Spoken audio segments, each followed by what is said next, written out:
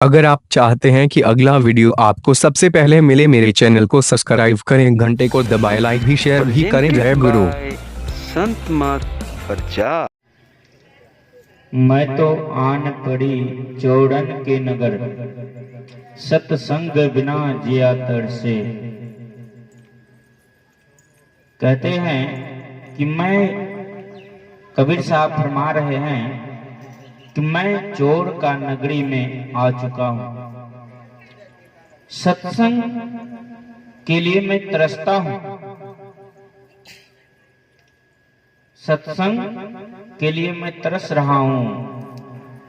इसलिए कबीर साहब कहते हैं मैं तो आन पड़ी चौड़न की नगर, चोर के नगरी में मैं आ गया। सत्संग सभी को प्राप्त नहीं होती।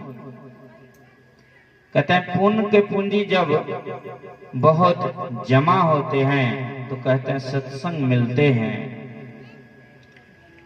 पुण्य के पूंजी के बिना सत्संग नहीं मिलते हैं। आप सब बहुत पुण्य आत्मा हैं कि संत महात्माओं की वाणी को सुनने के लिए यहाँ पर पधारे हैं। बहुत ही अच्छा किए हैं। कहते हैं सत्संग में आने से सभी चीज की प्राप्ति होती है। सभी कोई चाहते हैं सुख मिले, शांति मिले। कहते हैं सत्संग में आने से सुख शांति की प्राप्ति होती है। आप कहीं चले जाइए मेले में, वहां पर आपका मन चंचल होगा, और सत्संग में चले जाइए, देखिए मन कितना शांत हो जाता है। सत्संग दो प्रकार के फरमाते हैं। अभी आप लोग बाहरी सत्संग कर रहे हैं और एक आंतरिक सत्संग होते हैं। जरूरी दोनों हैं।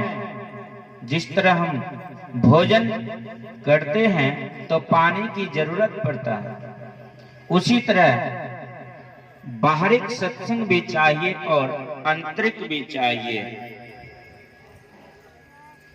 अभी हम सब बाहरी सत्संग कर रहे हैं।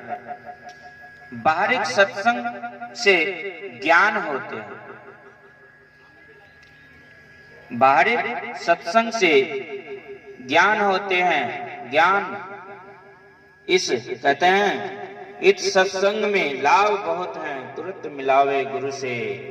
मूर्ख जन कोई सारे न जाने, सत्संग में अमृत बरसे।